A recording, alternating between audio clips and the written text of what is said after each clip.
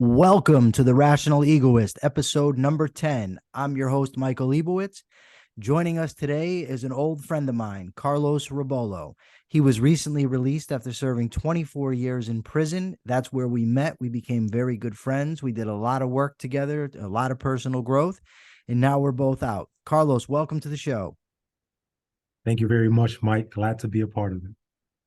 So, in Connecticut, where we live, over the last couple of years, there's been a large uptick in sentence commutations. In other words, what that means is inmates who are doing long sentences are having their sentences shortened and being allowed to leave prison. So there's a lot of controversy. Some people are unhappy about this. Some people are happy about it. And yesterday, there was a confirmation hearing before the Connecticut Judiciary Committee. And I attended that meeting and I testified against the commutations, and we'll get into why in a minute. But before we do, Carlos, full disclosure, you benefited from a sentence commutation, correct? I did, yes. Okay, so that's out there now. Nevertheless, what do you think about these sentence commutations? The impression that I had going up to the commutation and throughout the process is that it's completely arbitrary. With that concern, I submitted a letter to every single member of the parole board 2 years prior to me going up for a commutation. Hold on. And the parole board is it's actually the board of pardons and parole. So those are the same people that make the decisions on commutations. Yes, yes. Okay.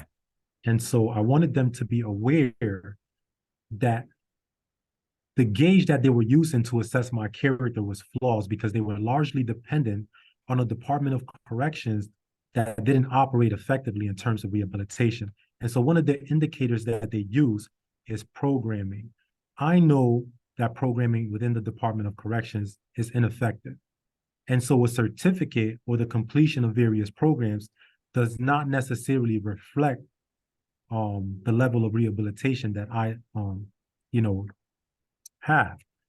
And so I told them that it was in their best interest that they were going to assess me and determine whether I was worthy of release, that they would have to find a way to involve themselves in programming so that they can accurately see what's going on and make whatever necessary changes were required so that it was a true reflection of the people that were going before them. And the response I got was that it was duly noted, my position on programming, but that's something that I had to take up with the director of programming, not with the board. And so I want people to understand that when I went before the board, I was 15. I was the only one that had attempted murder and was 15 years old when he went before the board, other than one other guy. You were not 15 when you went before the board, though, right? You were No, 15 when you sorry. got Yeah, arrested. I was 15 when I was charged as an adult. Okay. And I was the only one of 11 men that went up that had attempted murder. Everybody else had felony murder. Okay. And so I'm watching all of these men go up before me and getting sentences significantly reduced. The most I think were left with 3 years on their sentence. Yeah. And when I went up with an associate's degree in psychology as a Yale student, as a University of New Haven student, all of these things that I had accomplished that all these men didn't, I was left with a 40-year sentence. So they reduced my sentence by only 5 years. And then it was clear to me that whatever assessment was going on with them, whatever standard they was using, was completely off.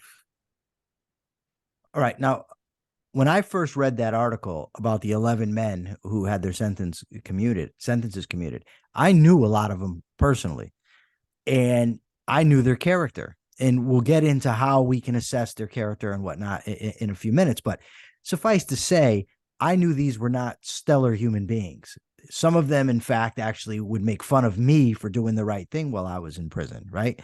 So I had a reaction immediately. I was pissed off about it. And then when I saw that you had only had 5 years taken off your sentence, knowing the work that you had done, that upset me even more. So back to the programming for a second. And just to give the audience some context, Carlos and I and our friend Brent McCall have done extensive studying into the criminal personality and into what types of programs are effective with offenders. The main paradigm that we were operating under, and to a large extent are still operating under, is that laid out by doctors Samuel Yokelson and Stanton E. Samanow in their seminal work, The Criminal Personality. The criminal personality outlines 52 thinking errors that criminals all commit, and it also, it also describes how to correct these thinking errors. Now, reading these books, and Carlos, correct me if you didn't have the same experience, was like reading a veritable blueprint to the way that I thought. These guys had me nailed. And furthermore, they described every criminal that I had ever known, both inside and outside of prison, which is saying a lot since I was raised by criminals, grew up around criminals, and spent 2.5 decades in prison surrounded by criminals. So when they discussed how to address these thinking errors, they discussed also the types of programming that would work. Now, the programs that Carlos is describing and that we both participated in are diametrically opposed to the literature on what works. And subsequently, Carlos and I were separated in, I think, roughly 2016. And subsequently, I did extensive research in addition to studying the doctors into what works. And it only confirmed what I was already reading about. So the doctors, for instance, taught that criminals, in order to change their behavior, need to be made to feel guilty about their behavior. That creates attention and incentivizes us to change. That approach worked for me. It worked for Carlos. It worked for Brent McCall. But when you go to these programs, they will tell you you have nothing to feel guilty for. You're a good human being. You just made bad decisions. Everybody makes bad decisions. There's no right and wrong, that sort of thing. So, Carlos, before you and I met, you had already participated in some of these programs. So what was the message that you got from these programs prior to us becoming friends? Well, it's important to mention that at the age of 15, I accomplished very little in my life. I never had a job. I never had any real responsibilities. So when I started to change, I only had this idea that the Department of Corrections programming system would be the right venue to explore that. And so you can imagine I go into a program and they're telling me things like, you're a product of your environment. You were just a child. You weren't, completely responsible for what you did. And they hand me a certificate based on those ideas. I'm thinking I'm great, and then program after programming, giving me certificates, doing very little work, not challenging myself, not having that kind of tension that really gets into the problems that I needed to deal with. And another certificate and another certificate. And what's interesting, when I met you guys, I was just like every other inmate. I thought that I had accomplished enough. I was ready to go home. I had met the criteria, the standard within the Department of Corrections, and I didn't have very much else to do. And what you and Brent were essential in providing me with was the realization that I was being misled because the programming didn't reflect the kind of challenges that would await me once I was out there, and the kind of tools and resources that I was given were based on these low expectations that didn't accurately reflect the kind of issues that I needed to deal with and resolve. So, that was basically the gist of it. And,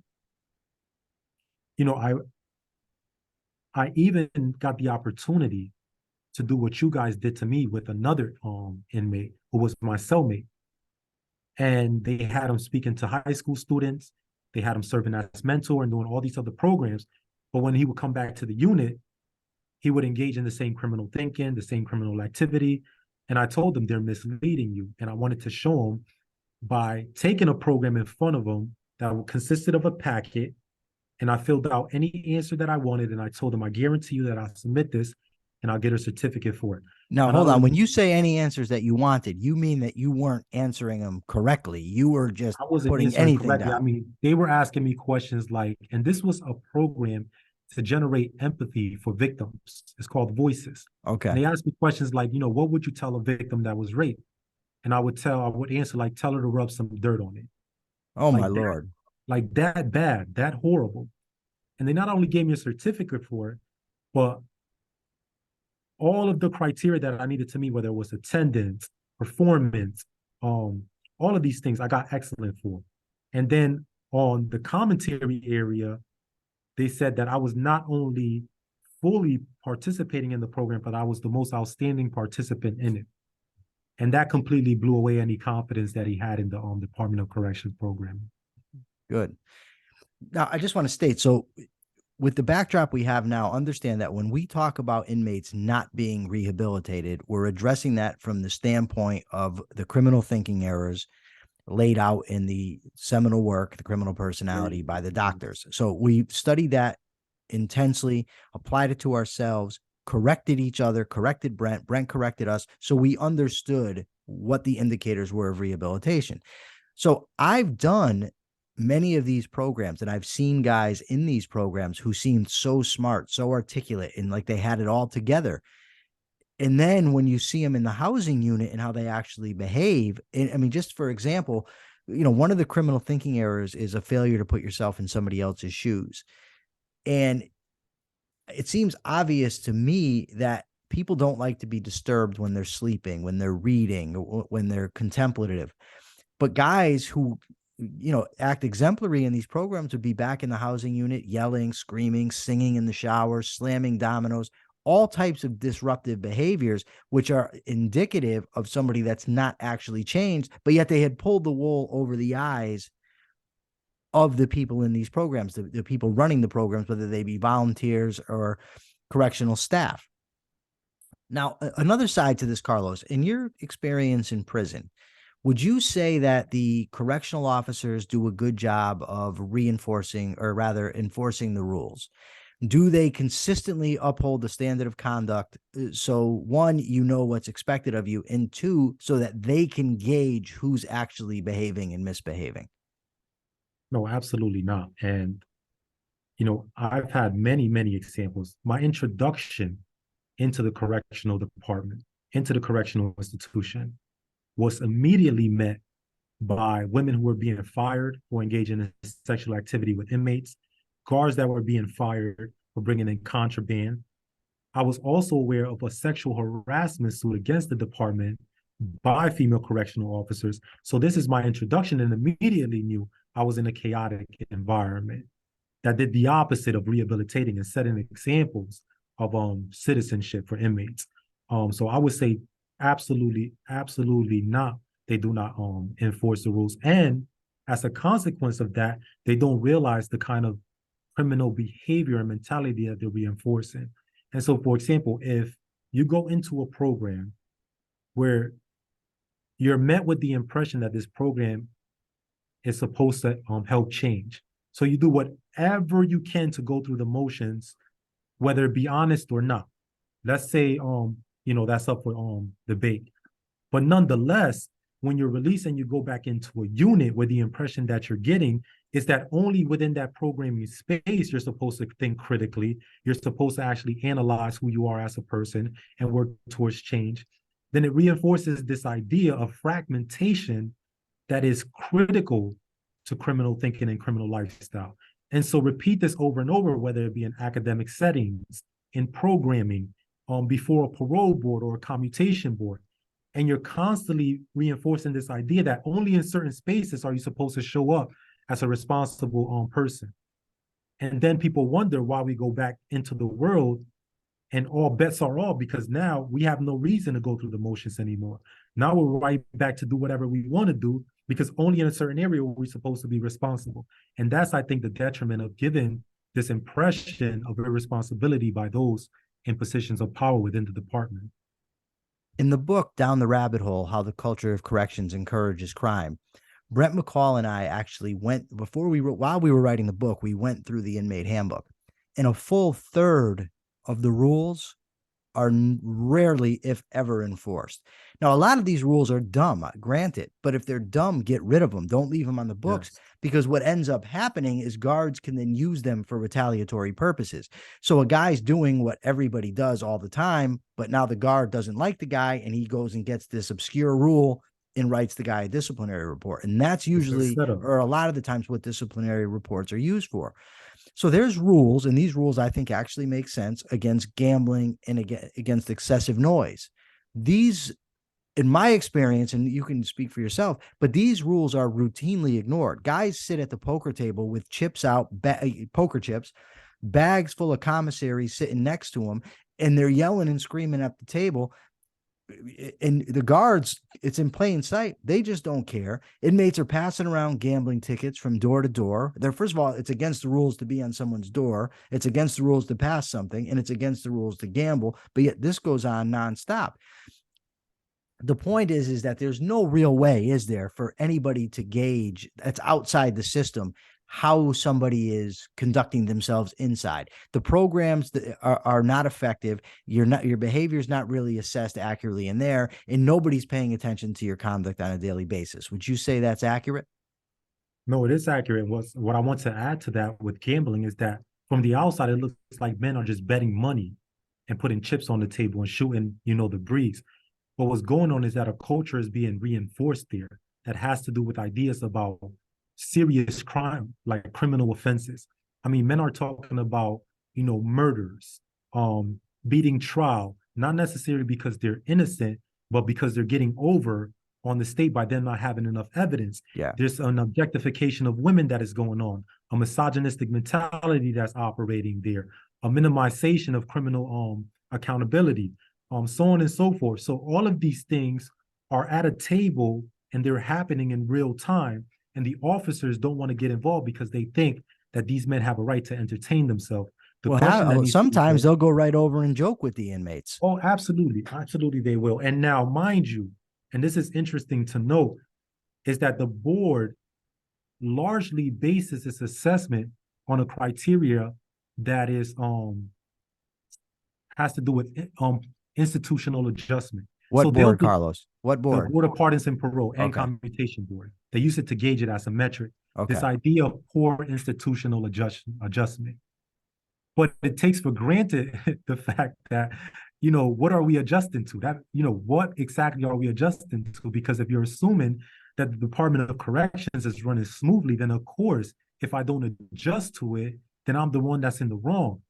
But in my experience, my rehabilitation started and propelled itself when I started going against the policies and practices against the Department of Corrections and focus more on morality rather than following rules, which are inconsistent, contradictory, and nonsensical for the most part. And there was before I went on to parole, I got a real warning of what was awaiting me when I went before them. And there was this particular man named Kenneth Cross who went up. His case had to do with drug abuse. Okay. And I knew that he didn't have a problem with drug abuse at all because of the work that he had done. But nonetheless, he went before the board and they told him that they were concerned to let him out without him taking a drug program. So they denied him parole, told him to come back in 2 years, but to take the drug program. The issue with that is that I knew that the Tier 2 program, which is the drug program in Dougal at the time, was a joke. Yes. And inmates would talk about how easy it was to get the certificate just by going there. So now if Kenny had a problem and he took the program, it wouldn't have benefited him nonetheless, and they would have let out a person who could potentially harm other people out into society. And if he didn't have a problem and they made him take the program, they deprived this man of 2 years of his life either way. And this is the kind of thing I want to, to point out, is that everybody's glad that it's out on the streets because the Commutation Board has released them. But nobody is thinking about the arbitrary power that's affecting actual lives that do deserve an opportunity. And mind you, the last time I checked, 38 inmates went up for commutations. Only 8 made it. If you repeat that process over and over again, assuming that 30 people are deserving of it and 8 are not, then they're affecting people whose lives are actually changed, and they're leaving them in prison while letting out 8 people who don't deserve it. And that's what the people who are proponents, who are on the outside of the board, are not considering at all. So what we learned when we wrote Down the Rabbit Hole, Brent McCall and I, is that inmates and staff are largely on the same side when it comes to issues. because both benefit from the system as it currently is. Officers get to sit around and BS with each other and play on their phones. Inmates get to run wild, and they both love it. And when we wrote down the rabbit hole, we put ourselves at odds, and Carlos contributed as well. We put ourselves at odds with everybody virtually in the facility. So staff's mad at us, inmates are mad at us, and nobody is telling us you did the right thing, you told the truth. Well, I shouldn't say nobody. There were people in corrections that did say that, but they're few and far between. And it's like a deflating thing, because now you have to take on this entire system just to tell the truth, to do the right thing. And luckily we had each other, but well, not for long, because Brent got transferred and then I got transferred. But for a short time, we did have each other. But it's a very lonely experience to go up against that. Staff making remarks to you. Staff was trying to get me beaten up. So it was a difficult thing.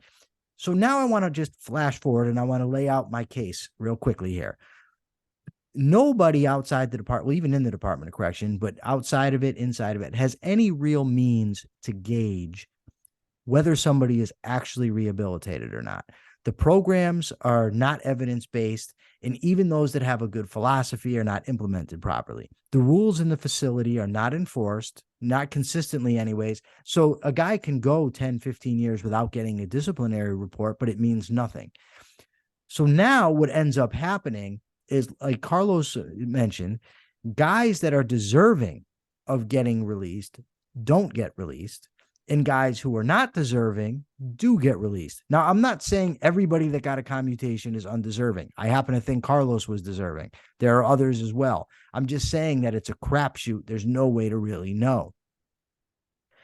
Also, the criteria for this commutation board, nobody in jail knows what they are. People like, I don't know what I'm supposed to do, because one guy gets denied, another guy makes it, and no one has any clue why. So you have arbitrary decisions being made based on an illusory criteria, especially given that there's no way to know who's actually ready to go home. So now I walk in yesterday and I'm sitting down in this hearing and I'm waiting for my turn to testify to what I just said. And as I'm sitting there, the members of the Board of Pardons and Parole are giving their testimony, and many of them were asked, how much is your salary? What do you make a year? And everyone that was asked, and I don't remember how many it was, said they didn't know. Well, I have a problem with that. You're public servants, supposedly, first of all. The fact that you don't think that well, here's the thing. Either they're lying, in which case that's a problem, or they don't know. And if somebody doesn't even know how much money they make in a year, do we really want them making decisions about what convicted murderers are going home or staying in prison? And another thing that I observed when they were talking is they talked about the phenomenal inmates that came before them that were so rehabilitated because they had done these programs and gone time without getting in any trouble. And I know that this is a facade. I know it's BS.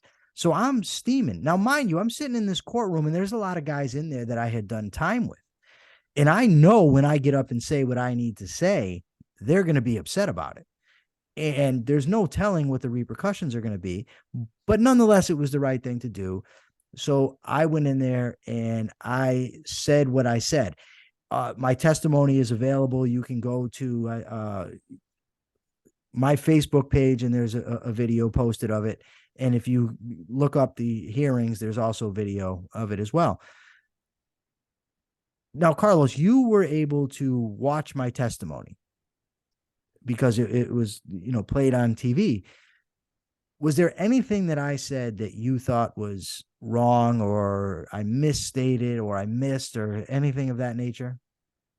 No, in fact, I was hoping that you touched on this idea that Mike Poe has about what effective programming looks like, which is hospice program, this idea that, because you're sitting next to somebody and you're taking care of them, reflects, your change process, or the dog program, where you walk around with a dog, you raise the puppy, you train it, and so on and so forth. And I'm glad that you pointed out that that is not evidence-based at all.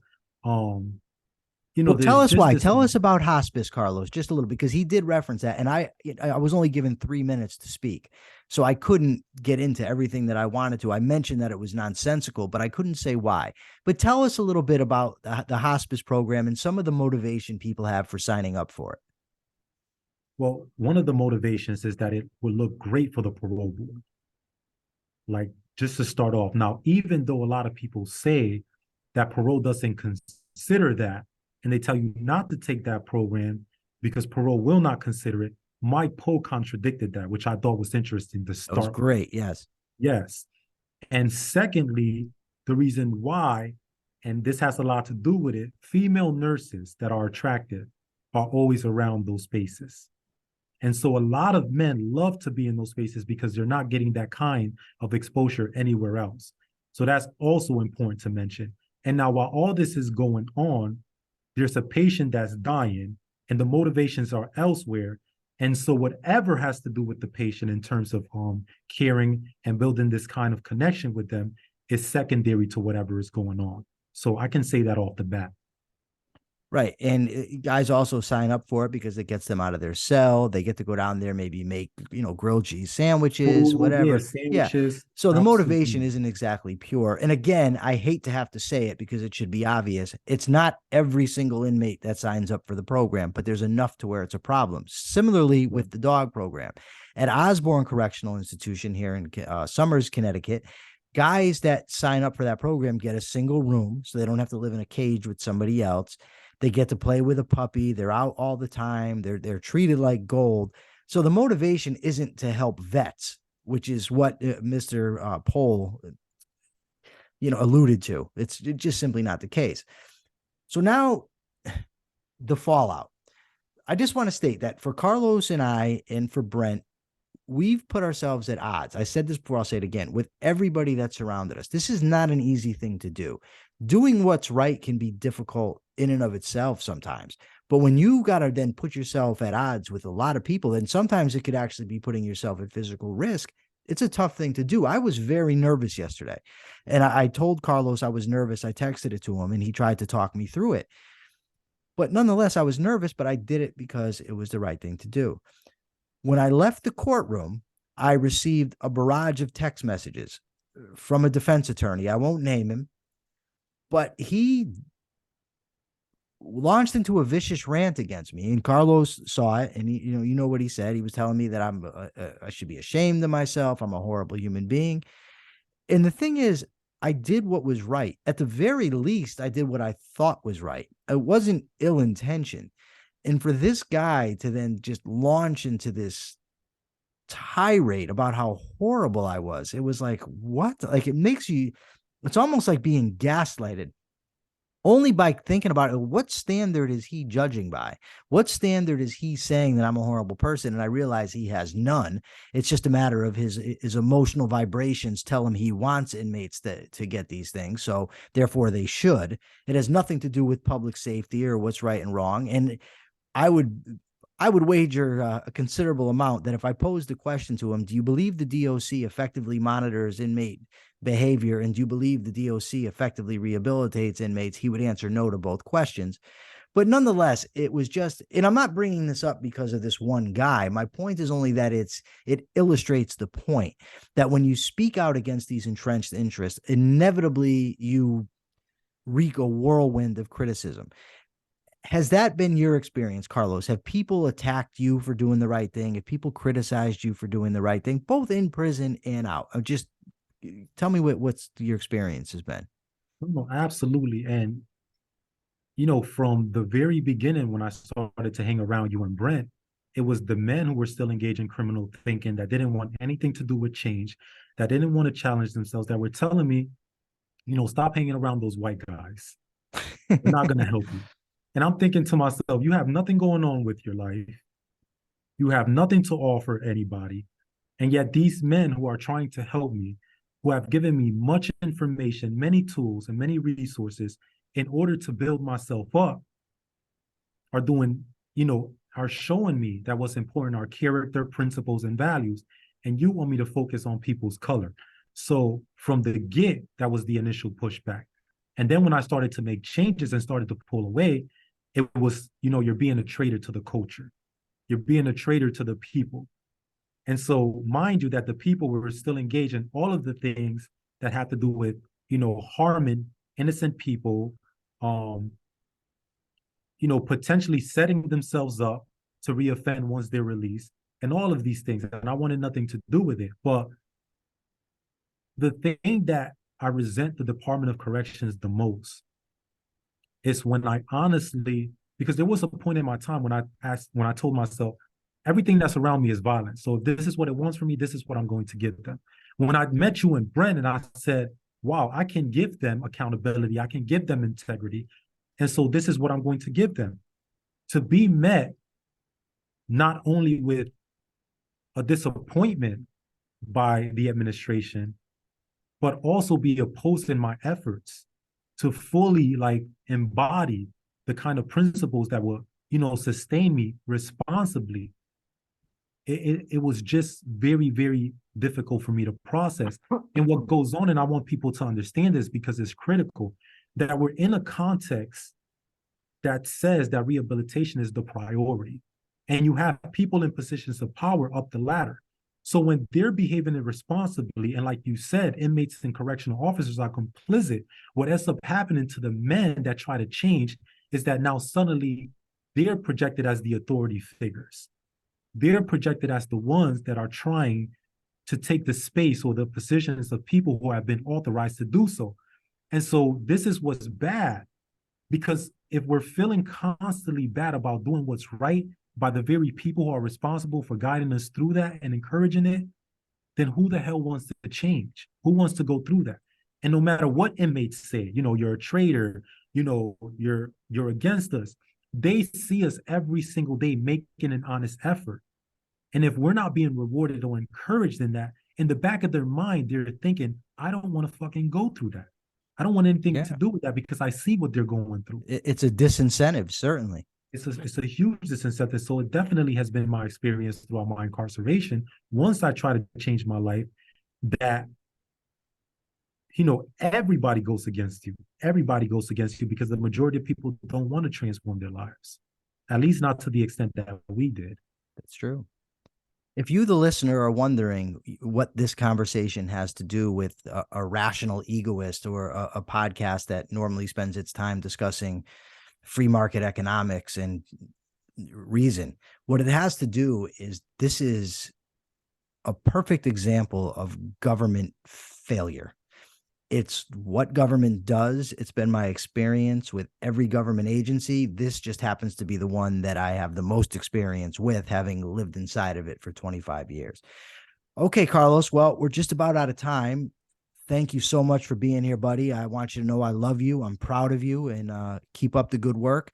Is there some place you could send people to find you if they want to look you up? Yeah, they could go to Facebook, Carlos Rebollo, or they could go to LinkedIn, Carlos Rebollo as well. That's where the majority of my content is in my work. So thank you as well. And I love you too, buddy. All right. That's it for today. Until next time, this is the Rational Egoist. Hope to see you again.